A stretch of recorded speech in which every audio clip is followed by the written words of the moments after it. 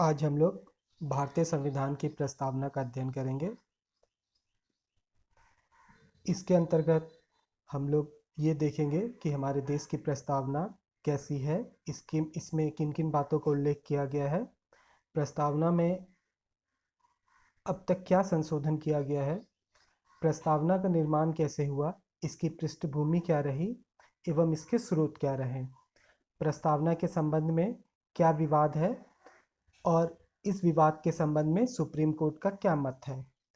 फिर प्रस्तावना से संबंध में अब तक जो भी महत्वपूर्ण तथ्य हैं और जो भी इनसे संबंधित प्रश्न आ चुके हैं प्रतियोगी परीक्षाओं में, उनका अध्ययन करेंगे। सबसे पहले हम देखते हैं कि हमारे देश के संविधान की प्रस्तावना या उद्देशिका में क्या लिखा हुआ है। और ये जो हमारे देश की प्रस्तावना है, इसे हमारा संविधान का आत्मा या संविधान की कुंजी या संविधान का सबसे सुंदर भाग या इसका आभूषण भी कहा गया है। ये माना जाता है कि अगर संविधान की प्रस्तावना या उद्देशिका को समझ लिया जाए तो आप संपूर्ण संविधान को आसानी से समझ सकते हैं। इस प्रस्तावना में जितने भी शब्द आए हैं, उन शब्दों के संबंध में हर एक शब्द से अलग अलग प्रतियोगिता परीक्षा में विभिन्न प्रकार से प्रश्नों को पूछा गया है। जैसा कि सबसे पहले हम देखते हैं कि संविधान की प्रस्तावना में सबसे पहला शब्द लिखा गया है हम भारत के लोग। हम भारत के लोग के संबंध में अक्सर प्रतियोगिता परीक्षा में दो क्वेश्चन पूछा जाता है कि संविधान की प्रस्तावना में हम भारत के लोग जो शब्द अंकित है, वो भारत के लोग किनको कहा गया है। संविधान सभा जिसके द्वारा हमारे देश की संविधान बनाई गई है, अथवा संपूर्ण भारत वासियों को। तो इस संबंध में हमें ये जान लेना होगा कि संविधान सभा जिसका कार्य संविधान का निर्माण करना था, उसको भारत की जनता ने ही अप्रत्यक्ष रूप से चुना था। इसलिए यहाँ हम भारत के लोग शब्द का इस्तेमाल संपूर्ण देश की जनता के लिए किया गया है। दूसरा, हम ये देखते हैं कि हमारा जो संविधान है, इसकी प्रस्तावना का पहला शब्द वी द पीपल, जो कि अगर आप अमेरिका का संविधान की प्रस्तावना को देखेंगे तो उसका शुरुआत भी इसी तरीके से हुआ, we the people of the United State. तो हमारे देश की प्रस्तावना को जो लाया गया है, ये इसकी प्रेरणा हमने अमेरिका के संविधान से ही मिली है, क्योंकि अमेरिका का संविधान विश्व का सबसे प्राचीन लिखित संविधान माना जाता है। और इसकी प्रस्तावना का प्रारंभ जिस तरीका से हुआ है, उसी तरीका से हम लोगों ने भी हमारे देश की प्रस्तावना को प्रारंभ किया है। फिर उसके बाद हम देखते हैं ये सबसे इम्पोर्टेंट, आप देखिए ये जो बोल्ड अक्षर में जो शब्द अंकित है, 5 शब्द है यहाँ, आप देखिए संपूर्ण, प्रभुत्व संपन्न, समाजवादी, पंथ निरपेक्ष, लोकतंत्रात्मक गणराज्य। इससे संबंधित सबसे ज़्यादा क्वेश्चन जो है वो प्रतियोगिता परीक्षा में पूछा जाता है। इसको बहुत अलग अलग तरीक़ा से पूछा जाता है। जैसे कि आप ये देखिए कि ये जो है, ये संशोधन के बाद हमारा प्रस्तावना का ये रूप हमें देखने को मिलता है। तो मूल संविधान में जो प्रस्तावना अंकित है, उसमें जो शब्द था वो था प्रभुत्व संपन्न, लोकतंत्रात्मक गणराज्य। संशोधन के बाद संविधान की प्रस्तावना में अब तक एक ही बार संशोधन हुआ है, और वो संशोधन 42वां संशोधन था, जो कि 1976 में किया गया था। उसके बाद आप देखिएगा, इसमें प्रभुत्व संपन्न से पहले संपूर्ण शब्द, समाजवादी शब्द और पंथ निरपेक्ष शब्द जोड़ा गया है। पर जब भी हम संशोधन को देखते हैं तो हमें ये बताया जाता है कि समाजवादी, पंथ निरपेक्ष और अखंडता शब्द को जोड़ा गया है। चूँकि संपूर्ण शब्द को इसलिए इसमें शामिल नहीं किया जाता है क्योंकि अंग्रेजी में इसके लिए एक ही शब्द का इस्तेमाल है, सेकुलर, प्रभुत्व संपन्न के लिए या संपूर्ण प्रभुत्व संपन्न के लिए। बस ये इस बात को आपको ध्यान में रखना है। तो इससे संबंध में भी क्वेश्चन ये आता है कि मूल संविधान की प्रस्तावना में कौन सा शब्द अंकित है। इसमें आपको ऑप्शन में प्रभुत्व संपन्न, पंथ निरपेक्ष, लोकतंत्रात्मक गणराज्य, समाजवादी, इस तरीके से अलग अलग शब्दों को अंकित किया जाता है। और आपको जो सही शब्द है प्रभुत्व संपन्न लोकतंत्रात्मक गणराज्य, जो कि संविधान, जो मूल संविधान था उसकी प्रस्तावना में अंकित था। संशोधन के बाद इसमें क्या बदलाव आया? संशोधन के बाद इसमें समाजवादी और पंथ निरपेक्ष शब्द को जोड़ा गया है। उसके बाद जो प्रश्न आएगा वो इसके हर एक शब्द का क्या मतलब आप समझते हैं, इसके बारे में प्रश्न पूछा जाता है। जैसे संपूर्ण प्रभुत्व संपन्न का क्या अर्थ है? यहाँ किसकी संप्रभुता की बात की गई है? तो आपको यहाँ समझना पड़ेगा कि यहाँ संप्रभुता का अर्थ क्या होता है। तो संप्रभुता का अर्थ होता है सर्वोच्च शक्ति। और ये सर्वोच्च शक्ति किसके पास होनी चाहिए? तो भारत के पास होनी चाहिए, हमारे देश के पास होनी चाहिए। हम लोग इससे पहले भी देखे हैं कि राज्य के 4 महत्वपूर्ण जो अंग हैं, जिसमें जनसंख्या, भूमि, सरकार और संप्रभुता। तो किसी भी राज्य में सर्वोच्च शक्ति जो है वो किसके पास होती है? उस राज्य के पास होती है, जिस शक्ति का प्रयोग उस राज्य के सरकार के द्वारा किया जाता है। तो यहाँ संपूर्ण प्रभुत्व संपन्न का मतलब है कि जो सर्वोच्च शक्ति है वो सरकार के पास है, राज्य के पास है। और साथ ही साथ इसका ये अर्थ है कि भारत अब अपने किसी भी आंतरिक और बाहरी मामलों में किसी भी प्रकार का निर्णय लेने के लिए स्वतंत्र है। 15 अगस्त 1947 से पहले भारत स्वतंत्र नहीं था, इसलिए उस समय भारत एक संप्रभु राष्ट्र नहीं था। इसको आपको ध्यान में रखना है। फिर अगला शब्द है समाजवादी। भारतीय संविधान में जो समाजवाद का उल्लेख, जिस व्यवस्था का उल्लेख नीति निर्देशक तत्वों के अंतर्गत किया गया है, उसी अर्थ में यहाँ समाजवादी शब्द का उल्लेख है, जो कि हमारे देश के महात्मा गांधी, पंडित जवाहरलाल नेहरू का समाजवाद के संबंध में जो विचार था उसके संबंध में है कि देश का जो भी संसाधन है उस पर सभी व्यक्तियों का बराबर का अधिकार मिले, सभी व्यक्तियों को उसका लाभ मिल सके। उसके बाद एक महत्वपूर्ण शब्द है पंथ निरपेक्ष। अक्सर इससे ये क्वेश्चन आता है कि संविधान की प्रस्तावना में पंथ निरपेक्ष शब्द का मतलब किस शब्द का इस्तेमाल किया गया है, पंथ निरपेक्ष या धर्मनिरपेक्ष? तो आपको ये ध्यान में रखना पड़ेगा कि यहाँ पंथ निरपेक्ष शब्द का इस्तेमाल किया गया है, धर्मनिरपेक्ष शब्द का इस्तेमाल नहीं किया गया है। धर्मनिरपेक्ष और पंथ निरपेक्ष में क्या अंतर है, इसको आप बाद के किसी लेक्चर में मैं आपको डिटेल में बताऊंगा कि पंथ निरपेक्ष और धर्मनिरपेक्ष में आखिर अंतर क्या है। पर अंग्रेजी में जो प्रस्तावना है उसमें इसके लिए एक ही शब्द है, सेकुलर। आपको इसको ध्यान में रखना है। फिर उसके बाद है लोकतंत्रात्मक। लोकतंत्र का मतलब है कि हमारे देश की शासन व्यवस्था जो है वो किसके द्वारा चुनी जाएगी? तो वो जनता के द्वारा चुनी जाएगी। लोकतंत्र का मतलब ही होता है शासन जनता का, जनता के लिए और जनता के द्वारा। और इसी के अंतर्गत हमें वयस्क मताधिकार प्राप्त है। 18 वर्ष से ज़्यादा का उम्र का कोई भी भारत का नागरिक हमारे देश का जो चुनावी प्रक्रिया है उसमें वो अपना वोट देके सरकार को चुनते हैं। गणराज्य। गणराज्य शब्द का यह अभिप्राय है कि हमारे देश में जो शासन का सर्वोच्च पद राष्ट्रपति का पद है उस पर चुना जाने वाला व्यक्ति किसी एक वंश का नहीं होगा, बल्कि भारत का कोई भी नागरिक इस पद पर आसीन हो सकता है।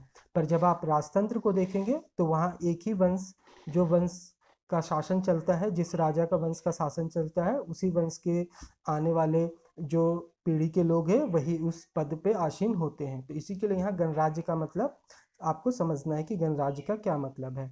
उसके बाद आप देखिए यहाँ पे शब्द है सामाजिक, आर्थिक और राजनीतिक न्याय।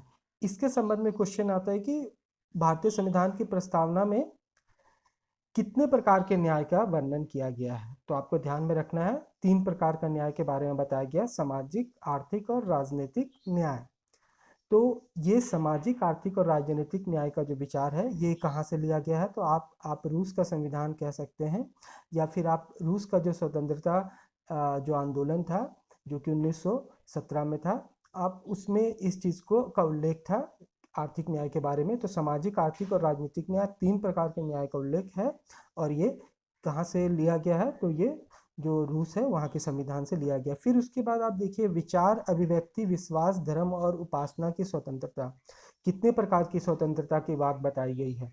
तो भारतीय संविधान की प्रस्तावना में 5 प्रकार की स्वतंत्रता बताई गई है। विचार, अभिव्यक्ति, विश्वास, धर्म और उपासना की स्वतंत्रता। ये सारी स्वतंत्रता जो है वो कैसी स्वतंत्रता? व्यक्तिगत स्वतंत्रता है।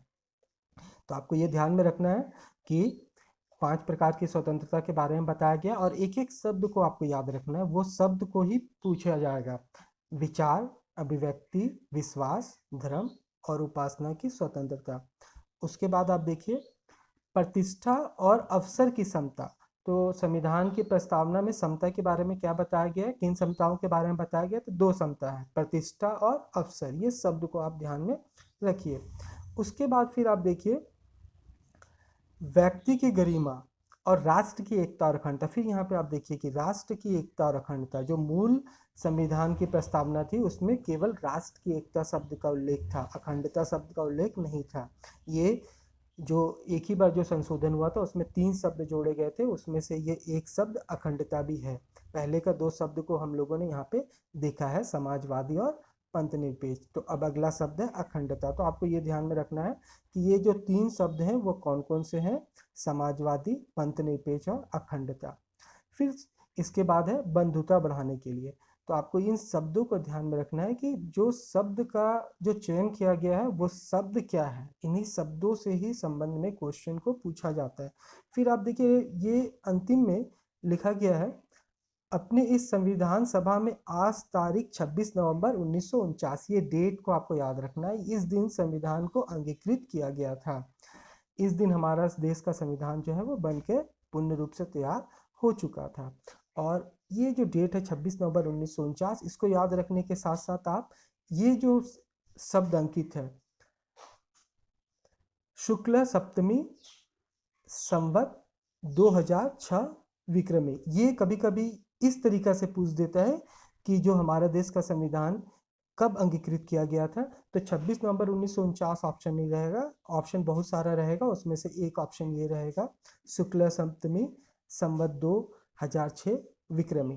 तो इसको आपको ध्यान में रखना है। उसके बाद ये अंतिम जो शब्द है, अंगीकृत, अधिनियमित और आत्मर्पित, तो ये तीनों शब्द किस क्रम में है आपको ये ध्यान में रखना है। क्रम क्या है? पहला क्रम में आप देखिएगा अंगीकृत है, फिर अधिनियमित है और उसके बाद आत्मर्पित है। वो चीज़ देखने के बाद आप एक बार फिर से यहाँ पे देखिए, यहाँ पे संशोधन के बारे में स्पष्ट लिखा हुआ है। संविधान में 42वां संशोधन अधिनियम 1976 की धारा 2 द्वारा 3 जनवरी 1977, मतलब ये संशोधन जो है, ये संशोधन तो 1976 कहलाता है, पर ये जो लागू हुआ ये कब से प्रभावी हुआ? तो ये 3 जनवरी 1977 से। तो कभी कभी ये भी चीज़ को आपको देखना है कि संशोधन प्रभावी है वो किस तारीख से हुआ था, तो उसका डेट देख लीजिए। देखिए यहाँ पे अंकित है, मूल संविधान की प्रस्तावना में क्या शब्द था? प्रभुत्व संपन्न लोकतंत्रात्मक गणराज्य, ये था। इस चीज़ को यहाँ अंकित कर दिया गया। फिर वही चीज़ को लिखा गया है कि राष्ट्र की एकता अंकित थी, जिसके बाद हम लोगों ने देखा है कि उसके बाद एकता के बाद क्या अंकित कर दिया गया? अखंडता। तो आप इस तरीका से हमारे देश के संविधान की जो प्रस्तावना है, जो उद्देशिका है, आप उसको देख सकते हैं, समझ सकते हैं।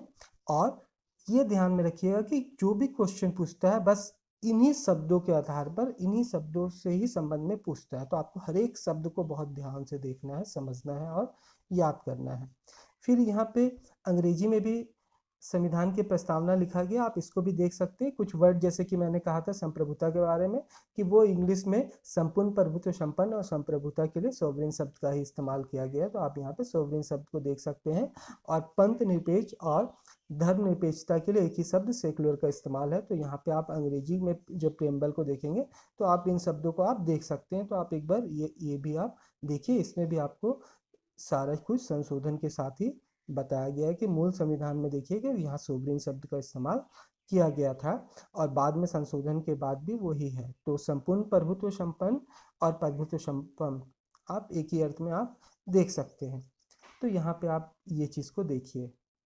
उसके बाद हम लोग को ये देखना है कि हमारे संविधान की प्रस्तावना है उसकी पृष्ठभूमि क्या रही है, वो किस तरीका से वो हमारे संविधान में शामिल किया गया। तो हमें पता है कि जब हमारा संविधान सभा जिसकी पहली बैठक 9 दिसंबर 1946 को हुई थी, तो उसमें 13 दिसंबर 1946 को ही एक उद्देश्य प्रस्ताव लाया गया था, जो कि पंडित जवाहरलाल नेहरू जी के द्वारा लाया गया था संविधान सभा में, कि हमारे संविधान सभा का उद्देश्य क्या है, किस तरह का संविधान हम लोग बनाना चाहते हैं। इस उद्देश्य प्रस्ताव को 22 जनवरी 1947 को संविधान सभा के द्वारा स्वीकार किया गया, और इसी उद्देश्य प्रस्ताव के आधार पर ही हमारे भारतीय संविधान की प्रस्तावना या उद्देशिका को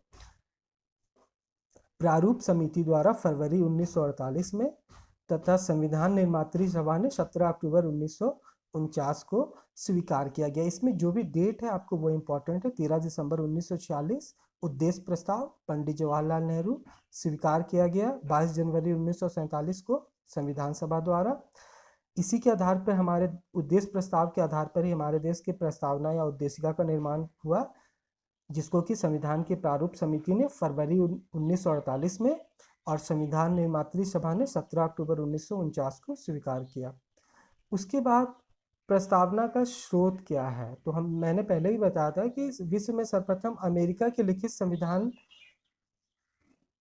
में प्रस्तावना को उल्लेख मिलता है, और इस प्रस्तावना का प्रारंभ भी we the people of the United States से किया गया है, और अमेरिका का संविधान 1789 से प्रभावी हुआ, और इसमें कुल 7 अनुच्छेद हैं, जबकि भारतीय संविधान में अनुच्छेदों की संख्या 395 है। तो अमेरिका का संविधान में मात्र 7 ही अनुच्छेद हैं। इस चीज़ को भी आपको ध्यान में रखना है। उसके बाद हम देखेंगे कि प्रस्तावना पर विश्व की 3 महान क्रांतियों का भी प्रभाव पड़ा है। पहले आप देखिए अमेरिका की क्रांति, जो कि 1776 में हुई थी, जिसमें राजनीतिक और व्यक्तिगत स्वतंत्रता पर जोर दिया गया था। फ्रांसीसी क्रांति 1789 में हुई थी, जिसमें स्वतंत्रता, समानता और बंधुत्व पर जोर दिया गया था। रूसी क्रांति 1907 से हुई थी, 7 में हुई थी। आपको इसको देखना है, और इसमें सामाजिक, आर्थिक और राजनीतिक न्याय का आदर्श दिया गया है। उसके बाद आप देखिएगा कि भारत का जो शासन अधिनियम है, जो कि 1919 का है, उसमें भी आपको प्रस्तावना का उल्लेख किया गया था। मतलब भारत को आज़ाद होने से पहले भी जब हमारे देश में शासन व्यवस्था चलती थी, उस समय भी अंग्रेज़ों ने जो भारत शासन अधिनियम 1919 का लाया था, उसमें भी उन्होंने प्रस्तावना को शामिल किया था कि आखिर 1919 का अधिनियम का उद्देश्य क्या है। इसमें यह बताया गया था कि इसका उद्देश्य भारत में एक उत्तरदायी शासन की स्थापना करना है। तो प्रस्तावना के बारे में हमें 1919 का भारत शासन अधिनियम में भी देखने को मिलता है। फिर कभी कभी क्वेश्चन पूछता है कि प्रस्तावना का जो विचार है किस देश के संविधान से लिया गया था, तो वो अमेरिकी देश के संविधान से लिया गया था। और प्रस्तावना की भाषा शैली जो है वो ऑस्ट्रेलिया के संविधान से लिया गया था। उसके बाद फिर हम लोग देखते हैं प्रस्तावना या उद्देशिका के संबंध में क्या विवाद है। अक्सर ये कहा गया है कि प्रस्तावना जो है वो संविधान का अंग है या नहीं है। तो आप इसको देखिए अलग अलग केस में। मदन गोपाल बनाम यूनियन ऑफ इंडिया वाद जो 1957 में है हुआ, उसको सर्वोच्च न्यायालय ने कहा कि प्रस्तावना को न्यायालय में प्रवर्तित नहीं किया जा सकता है। जैसे हम लोग मूल अधिकारों को लेकर अगर हनन होने पर सुप्रीम कोर्ट के पास जाते हैं, तो उसके संबंध में ये कहा गया कि नहीं, इस तरीका का व्यवस्था प्रस्तावना के संबंध में नहीं है। उसके बाद 1960 में बेरूबाड़ी बनाम यूनियन ऑफ इंडिया का जो विवाद था, वो उसके संबंध में सुप्रीम कोर्ट ने कहा कि प्रस्तावना संविधान का अंग नहीं है, पर जहां भाषा संदिग्ध हो वहां पर हम प्रस्तावना को विधिक निर्वाचन में सहायता करती है प्रस्तावना। इसके बारे में ये कहा था। फिर 1973 में केशवानंद भारती बनाम केरल राज्य में विवाद में सुप्रीम कोर्ट ने कहा था कि प्रस्तावना संविधान का अंग है। सबसे पहले 1973 में ही सुप्रीम कोर्ट ने यह माना कि प्रस्तावना संविधान का अंग है, और संविधान का अंग होने के कारण संसद इसमें संशोधन कर सकती है। इसी के लिए सबसे पहला संशोधन 1976 में हुआ था। सुप्रीम कोर्ट का निर्णय जो था वह 1973 में आया, और संविधान का प्रस्तावना का पहला संशोधन 1976 में किया गया था, 42वां संशोधन। और इसके साथ ही सर्वोच्च न्यायालय ने कहा कि प्रस्तावना जो है वो संविधान की मूल ढांचा है, इसलिए इसमें जो भी संशोधन होगा वो नकारात्मक नहीं होगा बल्कि सकारात्मक होगा। इसी के लिए सरकार ने इसमें 3 सकारात्मक शब्दों को ही जोड़ा है। इस चीज़ को ध्यान में रखना है। फिर 1995 में LIC ऑफ इंडिया मामले में भी सुप्रीम कोर्ट ने प्रस्तावना को संविधान का ही आंतरिक हिस्सा माना है। तो ये सब संविधान का जो भी विवाद था प्रस्तावना के संबंध में, उससे संबंधित जो भी सुप्रीम कोर्ट के मामले हैं उनका उल्लेख यहाँ किया गया है। उसके बाद आप देखिए प्रस्तावना के संबंध में क्या क्या जो महत्वपूर्ण तथ्य हैं जो परीक्षा में अक्सर पूछे जाते हैं। इसमें अलग अलग जो विद्वान थे उनका क्या मत रहा, उन्होंने क्या कहा प्रस्तावना के बारे में। तो वो सबसे पहले आप देखिए कि नानी पालकीवाला ने कहा कि प्रस्तावना संविधान का परिचय पत्र है। फिर कृष्ण स्वामी अय्यर ने कहा कि संविधान की जो प्रस्तावना है वो हमारे दीर्घकालीन सपनों का विचार है। फिर KM मुंशी ने कहा कि प्रस्तावना हमारी संप्रभु लोकतांत्रिक गणराज्य का भविष्य फल या जन्म कुंडली है। पंडित ठाकुर प्रसाद भार्गव ने कहा है कि प्रस्तावना संविधान का सबसे सम्मानित भाग, आत्मा, कुंजी या आभूषण है। फिर अर्नेस्ट बार्कर ने कहा कि संविधान की कुंजी है प्रस्तावना, शब्द चयन और सौंदर्य में प्रस्तावना अद्वितीय है। फिर ग्रैनविल ऑस्टिल ने कहा कि प्रस्तावना संविधान की कुंजी नोट है। पूर्व मुख्य न्यायाधीश हिदायतुल्लाह ने कहा कि प्रस्तावना संविधान की आत्मा है, जबकि भीमराव अंबेडकर जी ने हमारे संविधान का जो संवैधानिक उपचार का अधिकार है, मौलिक अधिकार का अनुच्छेद 32, उसको संविधान का आत्मा बताया है। और न्यायाधिपति सुब्बा राव ने प्रस्तावना के बारे में कहा था, प्रस्तावना किसी अधिनियम की मुख्य आदर्शों एवं आकांक्षाओं का उल्लेख करती है। उसके बाद हम देखते हैं कि ये जो 26 नवंबर 1949 जिस दिन हमारे देश का संविधान को अंगीकृत किया गया था, आत्मार्पित किया गया था, अधिनियमित किया गया था, उस दिन से ही हमारे देश के संविधान के कुल 16 अनुच्छेद को उसी दिन से ही लागू कर दिया गया था। और वो अनुच्छेद के बारे में किसमें बताया गया है, तो संविधान का अनुच्छेद जब आप 394 को पढ़ेंगे तो उसमें साफ साफ लिखा है कि इस दिन से ये सब आर्टिकल 394 और उसके साथ साथ 5, 6, 7, 8, 9, 60, 324, 366, 367, 379, 380, 388, 391 और 392 एंड 393 उसी दिन से लागू हो जाएगा, 26 नवंबर 1949 से। और बाकी जितने भी संविधान के अनुच्छेद हैं वो 26 डे ऑफ जनवरी 1950, 26 जनवरी 1950 को लागू होगा। उसके बाद आप देखिए वर्ष 1915 में भारत सरकार ने 26 नवंबर को संविधान दिवस या विधि दिवस के रूप में मनाने का निर्णय लिया। क्यों? क्योंकि इसी दिन हमारा देश का संविधान बनकर तैयार हुआ था, हमने संविधान को अपनाया था। और इस निर्णय को सरकार ने सामाजिक न्याय और अधिकारिता मंत्रालय के द्वारा अधिसूचित किया 19 नवंबर 2015 को। तो क्वेश्चन इस तरीके से भी आ सकता है कि सरकार के किस मंत्रालय के द्वारा संविधान दिवस या विधि दिवस मनाने के संबंध में अधिसूचना जारी की गई थी, तो सामाजिक न्याय और अधिकारिता मंत्रालय के द्वारा की गई थी। कब की गई थी? तो 19 नवंबर 2015 को की गई थी। आप इसको भी ध्यान में रखिएगा। तो अब संविधान को लागू करने का जो तारीख है उसको 26 जनवरी क्यों चुना गया? तो 26 जनवरी इसलिए चुना गया क्योंकि इस दिन ही हमारा देश में 26 जनवरी 1930 को भारत को एक स्वाधीन राष्ट्र बनाने की घोषणा की जा चुकी थी। किसके द्वारा? भारतीय राष्ट्रीय कांग्रेस के द्वारा। और पूर्ण स्वराज की जो घोषणा थी वो लाहौर अधिवेशन में 19 दिसंबर 1929 को की गई थी, जिसको पब्लिक में या जनता में, भारतीय जनता के बीच इसकी घोषणा जो है वो 26 नवंबर 1930 को की गई, 26 जनवरी 1930 को की गई थी। इसी के लिए 26 जनवरी का दिन को हम लोग अपने देश का गणतंत्र को लागू किए थे, 26 जनवरी 1950 को। इसमें और एक चीज़ को आप ध्यान में रखिएगा, मैंने सबके साथ दिन को भी शामिल किया है। जैसे 26 नवंबर 1949 को कौन सा दिन था? तो शनिवार था। कभी कभी ये इस तरीका का क्वेश्चन भी पूछा जा चुका है। 26 जनवरी 1950 को कौन सा दिन था? तो दिन गुरुवार था। तो ये लिखने के पीछे कारण ये है कि इसके संबंध में प्रश्न आया है, इसके लिए मैंने इसको अंकित किया है। तब आपको अगर इसके बाद भी अगर प्रस्तावना के संबंध में आपको लगता है कि कोई प्रश्न जो है मुझसे छूट गया है तो आप कमेंट बॉक्स में आप वो मुझे बता सकते हैं। अगर आपको ये लेक्चर पसंद है तो आप वीडियो को लाइक कीजिए, चैनल को सब्सक्राइब कीजिए और इसको जितना हो सके शेयर कीजिए। धन्यवाद।